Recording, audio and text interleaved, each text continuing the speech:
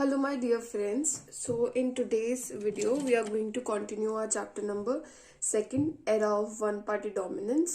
और अभी तक हमने ये पढ़ लिया था कि कैसे फर्स्ट 3 जनरल इलेक्शंस में जो कांग्रेस है वो मेजॉरिटी में आई थी और उसका डोमिनेंस चल रहा था। अब हमारे लास्ट के 2 टॉपिक्स रह गए हैं इस चैप्टर के। इस वीडियो का पहला टॉपिक है नेचर ऑफ कांग्रेस डोमिनेंस। हम ये समझेंगे कि क्या कांग्रेस का ये जो डोमिनेंस था क्या वो करप्शन के थ्रू अनडेमोक्रेटिकली हो रहा था या फिर डेमोक्रेटिक वे में हो रहा था। तो the second answer is right, democratically हो रहा था ये सब कुछ, क्योंकि जो कांग्रेस पार्टी है इन इंडिया वो बहुत सारी और पार्टीज से compete कर रही थी, ऑपोजिशन पार्टीज भी बहुत सारी थी। ठीक है, उसी तरीके से जो अफ्रीकन नेशनल कांग्रेस है साउथ अफ्रीका कंट्री की, वो भी इसी तरीके से जीत रही थी, मेजॉरिटी में आ रही थी जब साउथ अफ्रीका में एपरथाइड सिस्टम को खत्म कर दिया गया था। एपरथाइड सिस्टम साउथ अफ्रीका में एक ऐसा सिस्टम था जो वाइट लोगों के लिए और ब्लैक लोगों के लिए अलग डिस्टिंक्शन क्रिएट कर रहा था, सेग्रीगेशन क्रिएट कर रहा था, जिसकी वजह से ब्लैक लोगों को वाइट लोगों से बहुत दूर रखा जाता था।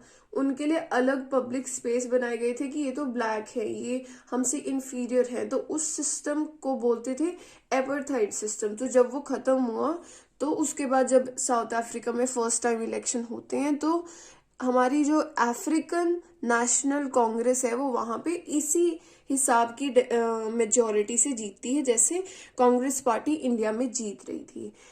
ऑलराइट, अब हम देखेंगे कि और कहीं भी बहुत ज्यादा ऐसा हुआ है कि एक पार्टी ने डोमिनेंस की है दूसरी कंट्रीज में, but with compromising the democracy को साइडलाइन करके एक पार्टी जो है वो पूरी कंट्री को गवर्न करती थी कुछ कंट्रीज में। जैसे कि 3 ऐसी कंट्रीज हैं जहां पे सिर्फ सिंगल पार्टी रूल ही अलाउड है आज के टाइम पर भी, आपको पता है, चाइना, क्यूबा एंड सीरिया। ठीक है, तो ये 3 ऐसी कंट्रीज हैं जहां पे एक ही पार्टी जो है वो रहती है और कोई पार्टी नहीं है इन कंट्रीज में। तो CCS के अंदर चाइना, क्यूबा एंड सीरिया के अंदर क्या है, only single party rule is allowed. उसके बाद नेक्स्ट है कुछ लीगल और मिलिट्री मेजर्स की वजह से इन कंट्रीज के अंदर वन पार्टी स्टेट ही है। ठीक है, तो मिलिट्री रीजंस की वजह से कुछ लॉज बने हैं, उन रीजंस की वजह से हमारी बीम कंट्री, भीम कंट्री के अंदर क्या है, वन पार्टी रूल है। तो यहाँ पे क्या है, आपको अपोजिशन का तो कोई चांस ही नहीं है, इसलिए वी कॉल इट कि ये डेमोक्रेसी को कॉम्प्रोमाइज करके यहाँ पे वन पार्टी डोमिनेंस हो रहा था। तो Belarus, Egypt, Eritrea and Myanmar, तो ये बीम हो गया। ठीक है, उसके बाद कुछ समय पहले पास्ट में इन 3 कंट्रीज के अंदर क्या होता था, वन पार्टी रूल हुआ करता था। MST, Mexico, south Korea and Taiwan. ठीक है, नॉर्थ कोरिया में तो अभी भी ऐसे डिक्टेटरशिप है, बट साउथ कोरिया में क्या था, वन पार्टी रूल था, पर अब नहीं है। मैक्सिको में भी अब नहीं है और ताइवान में भी अब नहीं है। अब हम समझेंगे, कांग्रेस के बारे में पढ़ रहे हैं हमने, वर्ल्ड के एग्जाम्पल्स देख लिए। अब हम समझेंगे कि कांग्रेस ऐसा क्यों हो रहा था कि even after having a democracy दूसरी जो पार्टीज हैं वो उतना डोमिनेंस नहीं ले पा रही थी। तो रीजन है first of the block advantage of Congress. First of the block का क्या मतलब है कि सबसे पहला, हर चीज में सबसे पहली कांग्रेस होती थी। जैसे कि बहुत सारी पार्टीज जो है इंडिपेंडेंस के समय पर बनी थी, तो मतलब जो कांग्रेस है वो तो 1885 के अंदर बन चुकी थी, राइट। तो वो बहुत पहले इस चीज में भी वो फर्स्ट थी।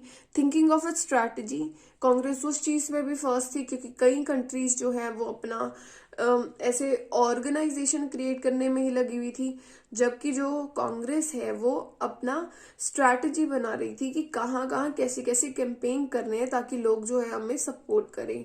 देन कांग्रेस का जो ऑर्गेनाइजेशनल नेटवर्क था वो लोकल लेवल तक था। आपको पता है कि हमारी कंट्री में 3 टायर सिस्टम है, लोकल गवर्नमेंट है, स्टेट गवर्नमेंट है एंड सेंटर गवर्नमेंट है। तो हर एक जगह जो है कांग्रेस का इम्पैक्ट था and Congress has all inclusive nature. ये चीज हम समझेंगे अगले इस पॉइंट में। तो जब भी आएगा फर्स्ट ऑफ द ब्लॉक समझाओ क्या होता है एडवांटेज, तो आपको यही सब कुछ लिखना है कि वो हर चीज में दूसरी पार्टीज के कंपैरिजन में पहले ही वो काम कर चुकी थी। उसके बाद जो कांग्रेस है वो सोशल और आइडियोलॉजिकल कोलिजन है। ये बहुत इंटरेस्टिंग पार्ट है, आपको ये समझने में थोड़ा सा टाइम लगेगा। देखिए क्या होता है, आपको पता है कोलिजन का क्या मतलब होता है? कोलिजन मतलब जब दो तीन पार्टीज इकट्ठे मिलके रूल करने लग जाए, है ना। दो तीन पार्टीज इकट्ठे रूल कर रही हैं, पर कांग्रेस खुद में एक कोलिजन थी। वो कैसे, अब हम समझेंगे। सबसे पहले हम सोशल कोलिजन के बारे में बात करेंगे, फिर हम आइडियोलॉजिकल कोलिजन के बारे में बात करेंगे। कोलिजन मतलब एक ग्रुप, ठीक है।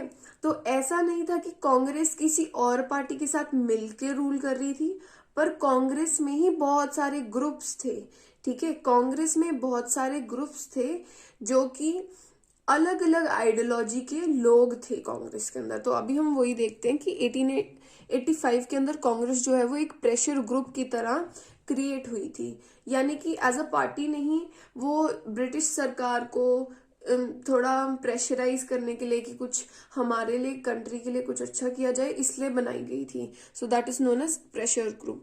पर स्टार्टिंग में क्या था कि 1885 के समय पर इसमें सिर्फ newly educated professional and commercial class, यानी कि अपर कास्ट के लोग, इंग्लिश स्पीकिंग लोग, अर्बन एलीट, अर्बन अमीर लोग, ठीक है, हाई स्टैंडर्ड के लोग ही कांग्रेस के हिस्सा थे, ठीक है। अभी क्या होता है, जो 20th सेंचुरी है, यानी कि 1901 टू 2000 ईयर जो है हमारा, उस समय पे धीरे धीरे कांग्रेस जो है वो एक मास मूवमेंट बन जाती है।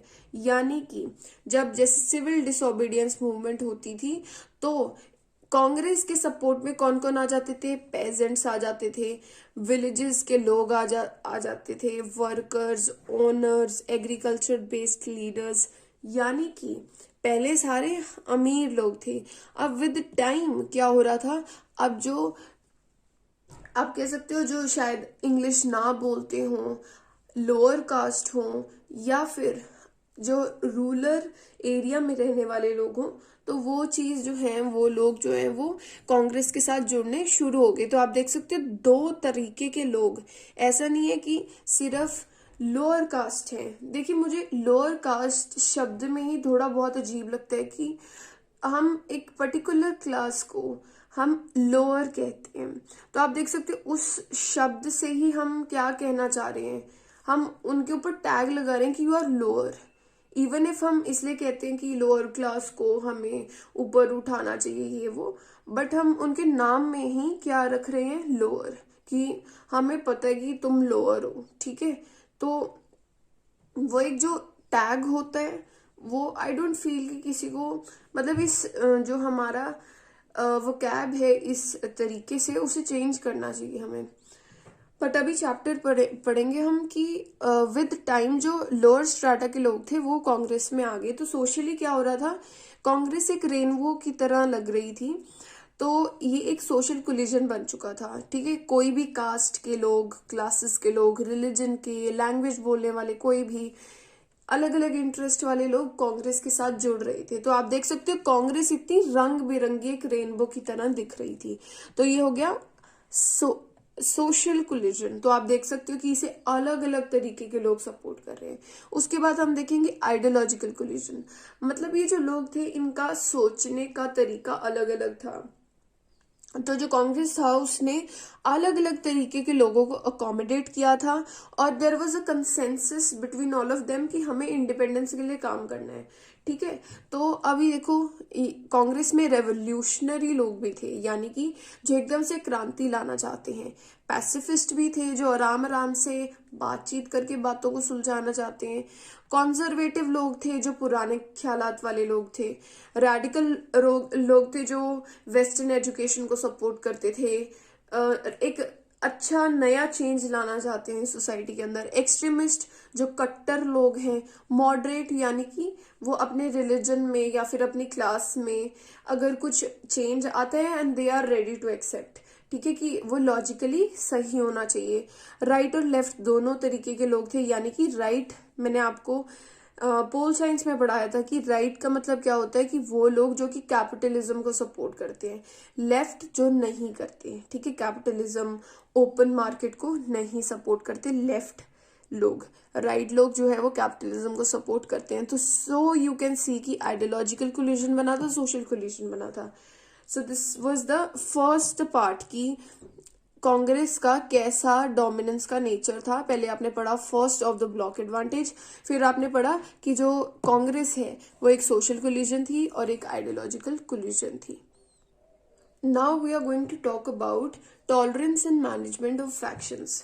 अभी फैक्शंस शब्द का क्या मतलब है? फैक्शंस का मतलब है ग्रुप्स इनसाइड द पार्टी, यानी कि जो अलग अलग सोशल स्टेटस के लोग थे और अलग अलग आइडियोलॉजिकल लीनिंग के लोग थे, वो कांग्रेस के अंदर जो लोग हैं उन ग्रुप्स को क्या बोलेंगे हम? फैक्शंस बोलेंगे। ग्रुप्स के लिए एक नया वो शब्द है फैक्शंस, ठीक है। तो सबसे पहले हम पढ़ेंगे कि कैसे एक, आप देखो आपका एक कोई ग्रुप है, उसमें कोई कुछ कहता है, कोई कुछ कहता है कि ऐसा होना चाहिए, दूसरा कह रहा है ऐसा नहीं होना चाहिए। तो आप उस ग्रुप में टॉलरेंस कैसे क्रिएट करते हो? So there was a balance created in the collision, ठीक है।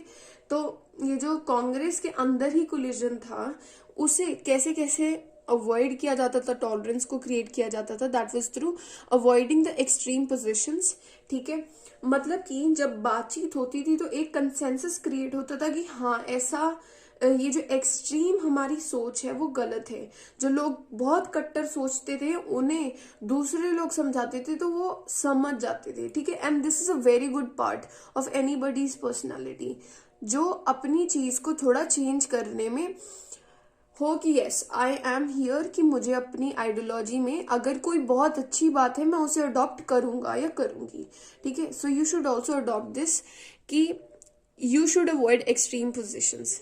आपको और ज्यादा जानना चाहिए दूसरे के व्यू पॉइंट के बारे में। Then there was greater tolerance of internal differences, क्योंकि कोई भी इंसान ऐसे नहीं होता था कि मैं छोड़ रहा हूँ पार्टी ताकि मैं अलग अपनी पार्टी बनाऊं। तो what they used to do was fight other groups within the party. Congress के अंदर अगर मान लो मैं किसी ग्रुप की हूँ और आप किसी ग्रुप के हो और आपको मेरी आइडियोलॉजी अच्छी नहीं लग रही, so you will fight with me. मतलब फाइट का क्या मतलब है? You will do debates and discussions with me, और आप क्या करोगे? कोशिश की आप जो है मुझे अपनी बात से कन्विंस कर लो। तो वो चीज करते थे, ऐसे नहीं कि आप छोड़ के जा रहे हो कांग्रेस को कि मैं अपनी अलग पार्टी बना रहा हूँ। तो शुरुआती टाइम में ऐसा नहीं था। तो क्या हो रहा था? पॉलिटिकल कंपटीशन जो है वो कांग्रेस के अंदर ही था। मतलब अलग अलग तरीके के लोग जो हैं वो कांग्रेस में ही थे। अगर कोई ऐसे बात आती थी कि नेहरू गलत कर रहे हैं तो जो ग्रुप उनके खिलाफ है तो वो उसी के अंदर होता था कांग्रेस के, ठीक है। तो विद इन द पार्टी होता था। तो आपको क्या, जैसे कांग्रेस है, कांग्रेस के अंदर आपको मान लो आप सोशलिज्म से बहुत ज्यादा प्रभावित हो और आपको कोई लीडर पता है कि ये कांग्रेस में है, तो आप कांग्रेस को सपोर्ट कर रहे हो।